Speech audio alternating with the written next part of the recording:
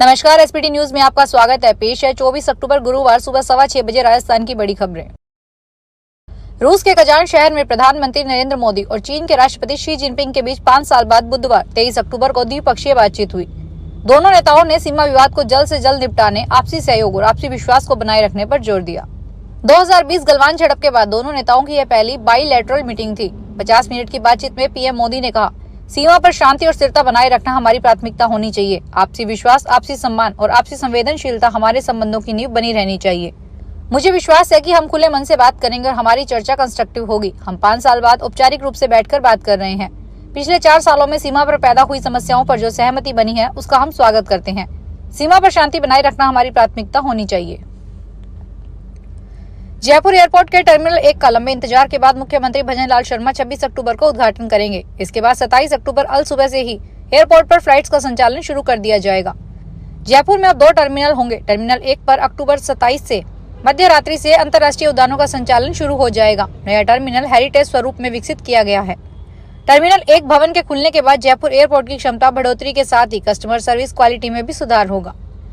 Jaipur airport के प्रवक्ता ने बताया कि यात्री भार में 7% की वार्षिक वृद्धि के साथ टर्मिनल 1 का उद्घाटन हवाई अड्डे की समग्र क्षमता को बढ़ाने में एक मील का पत्थर साबित होगा।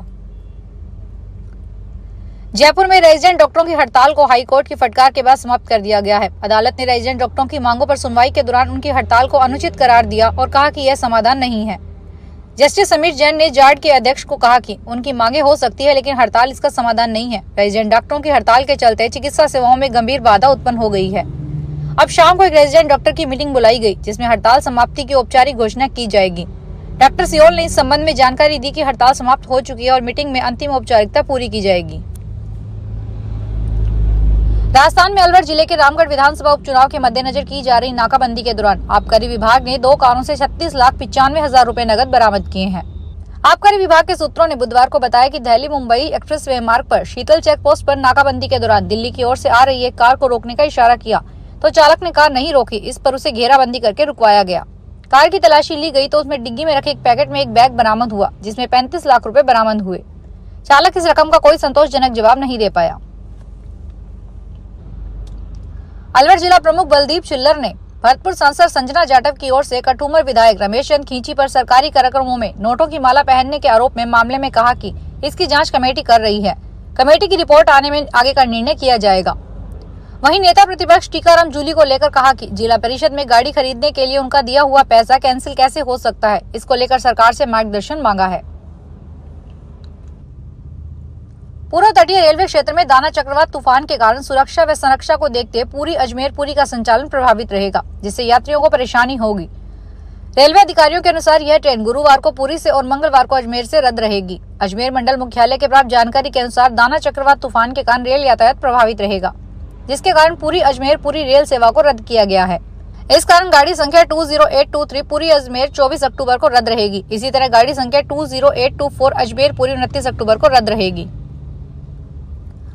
मुख्यमंत्री दुग्ध उत्पादक संबल योजना के तहत 8 माह से बकाया चल रहे अनुदान राशि का राजस्थान सरकार ने भुगतान कर पशुपालकों को दीपावली की सौगात दी है। बकाया अनुदान राशि पशुपालकों के बैंक खाते में आना शुरू हो गई है, जिससे पशुपालकों में खुशी की लहर दौड़ गई। जानकारी के अनुसार वर्ष 2013-14 में तत्कालीन सरकार द्वारा मुख्यमंत्री दुग्ध उत्पादक संबल योजना के तहत पशुपालकों को सहकारी दुग्ध उत्पादक संघों में दूध की सप्लाई करने पर 2 रुपए प्रति लीटर का अनुदान दिया जाता था, जिसको इसके बाद आई सरकार ने बंद कर दिया था। लेकिन 1 फरवरी 2019 को पुनः तत्कालीन सरकार ने इसे शुरू कर दिया।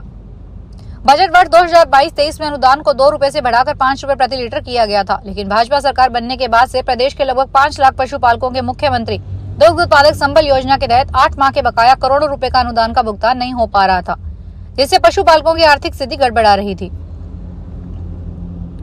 बीकानेर के सरकारी स्कूलों का निरीक्षण अब तक सिर्फ शिक्षा विभाग के अधिकारी कर रहे थे, लेकिन बीकानेर में राजस्व विभाग के अधिकारी और कर्मचारी भी इन स्कूलों में पहुंचेंगे।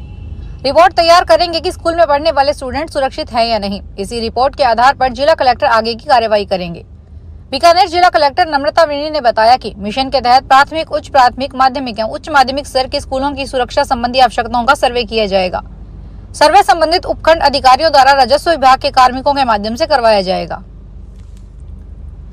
अजमेर की हाई सिक्योरिटी जेल में 4 माह पहले मिले मोबाइल के सिम जयपुर में जी क्लब पर फायरिंग करने वाले लॉरेंस के गुर्गे ऋतिक बॉक्सर की मां ने अपनी नौकरानी के नाम से अलॉट करवाई थी। इसके बाद ऋतिक ने अपने गुर्गे को यह मोबाइल दिया था। रूटीन चेकिंग के दौरान उसके कपड़ों से यह मोबाइल बरामद हुआ था। पुलिस ने एनडीपीसी एक्ट में सजा काट रहे हार्डकोर अपराधी जगत पाल को प्रोडक्शन वारंट पर बुधवार को गिरफ्तार किया है। मामले में अब ऋतिक बॉक्सर से पूछताछ की जा रही है। डीएसपी रुद्र प्रकाश शर्मा ने बताया, सिविल लाइंस थाने में 8 जून 2024 को हाई सिक्योरिटी जेल अधीक्षक पारस जांगिड़ की ओर से मामला दर्ज करवाया गया है। अलवर में गुरुवार को सीजीएसटी की 5 टीम अलग अलग ठिकानों पर सर्च ऑपरेशन में जुटी है। 4 टीम जयपुर से अलवर पहुंची। अलवर की टीम ने नितिन हाजिरी के मनु मार्ग स्थित प्रमुख ठिकाने पर सर्च शुरू किया, जो देर शाम तक जारी रहा। नितिन हाजिरी फर्म ने 10 दिन पहले ही मनु मार्ग पर इस नए ऑफिस का उद्घाटन किया था। सीजीएसटी अलवर के कमिश्नर सुमित कुमार यादव ने बताया कि नितिन हाजिरी का मनु मार्ग पर नया ऑफिस खुला है, जिसमें मॉल की शिफ्टिंग हुई है। यहाँ पर बिना एमआरपी और एमआरपी की अलग अलग काउंटिंग की जा रही है। पूरी गणना होने के बाद ही बिना टैक्स के माल के बारे में कुछ कहा जा सकेगा। कोटा वाणिज्य कोर्ट ने बाई मुख्य नहर सीएडी विभाग के अधीक्षण अभियंता की चल संपत्ति का कुर्की वारंट जारी किया है। वारंट को तामील कराने स्पेशल सेल अमीन आज सीएडी चंबल विभाग कोटा के ऑफिस पहुंची। ठेकेदार का बकाया पैसा नहीं लौटाने पर सेल अमीन ने बाई मुख्य नहर वृत्त सीएडी विभाग के अधीक्षण अभियंता हरितलाल मीना के ऑफिस को कुर्क किया। ऑफिस में ताला लगाकर नोटिस चस्पा किया, साथ ही गाड़ी भी सीज की। कोर्ट में पालना रिपोर्ट पेश की है।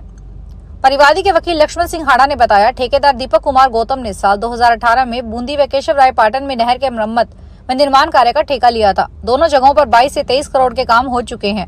इस बीच बजरी बैन होने से काम रुक गया। विभाग ने उनके दोनों टेंडर की अमानत राशि को रोक लिया, उसे वापस नहीं लौटाया, जिस पर परिवादी ने कोर्ट की शरण ली थी। महामारी आपदा प्रबंधन अधिनियम के मामले में लगातार पेशियों पर गैर हाजिर चल रहे बाड़मेर जिले के शिव विधानसभा सीट से निर्दलीय विधायक रविंद्र सिंह भाटी के खिलाफ उदयपुर कोर्ट ने गिरफ्तारी वारंट जारी किया है। कोर्ट ने 16 अगस्त 2021 को शिव विधायक रविंद्र सिंह भाटी, अरविंद सिंह पावटा और देवेंद्र सिंह ने कोरोना काल के दौरान करीब 200 से 250 छात्रों के साथ कलेक्ट्रेट पर धरना प्रदर्शन किया था। उस दौरान लगी धारा 144 का उल्लंघन किया था। इनके खिलाफ भोपालपुरा थाने में महामारी व आपदा प्रबंधन के तहत मामला दर्ज किया गया था। पालनहार योजना प्रदेश सहित धौलपुर जिले के अनाथ और बेसहारा बच्चों का सहारा बनी हुई है। जिले भर में 17,363 बच्चे इस योजना से लाभान्वित हो रहे हैं। योजना के तहत 0 से 5 वर्ष के बच्चों को 750 रूपए और 6 से 18 वर्ष के बच्चों को 1500 रूपए की आर्थिक सहायता के अलावा 2000 रूपए की अतिरिक्त वार्षिक राशि सहायता प्रदान की जाती है।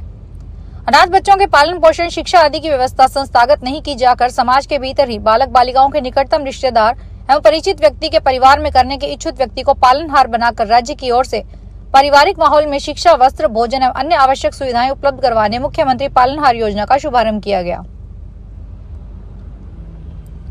धौलपुर उप वन रक्षक नारंग सिंह सिंसनेवार के निर्देशन में राष्ट्रीय चंबल घड़ियाल अभयारण्य स्टाफ एंड डीसीएफ धौलपुर तथा पुलिस थाना डांग बसई ने संयुक्त कार्रवाई कर गांव करुआपुरा, हल्का कुदीना में वन भूमि के खसरा नंबर 50 के अंदर ग्रामीणों की ओर से की जा रही फसल को नष्ट कराया है।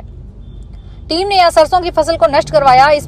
इस मौके पर रेंजर वन्य जीव सरमथुरा देवेंद्र सिंह, रेंजर धौलपुर वन्य जीव दीपक मीना, रेंजर वन विहार ओकेश यादव, थाना अधिकारी घनश्याम सिंह एवं पुलिस लाइन का जाब्ता मौजूद रहा। कार्रवाई के दौरान अतिक्रमणियों को भविष्य में वन भूमि पर खेती नहीं करने के लिए पाबंद किया गया। ग्रामीणों ने यहाँ पर करीब 300 बीघा वन भूमि पर अतिक्रमण कर रखा था। कोटा में त्योहारी सीजन में मिलावटी खाद्य पदार्थों की धरपकड़ को लेकर कलेक्टर ने अधिकारियों को निर्देश दिए हैं। जिला कलेक्टर डॉक्टर रविंद्र गोस्वामी की अध्यक्षता में कलेक्टर सभागार में आयोजित बैठक में त्योहारों के दौरान बाजार में मिलावटी खाद्य पदार्थ न पहुंचे, इसके लिए चिकित्सा एवं स्वास्थ्य विभाग को पुलिस विभाग के साथ मिलकर विशेष अभियान चलाने के निर्देश दिए। उन्होंने कहा कि जहां भी मिलावटी खाद्य पदार्थों की पहचान होती है, वहां कड़ी कार्रवाई की जाए। फिलहाल खास खबरों में इतना ही। ताजा खबरों की जानकारी के लिए देखते रहिए एसबीटी न्यूज। धन्यवाद।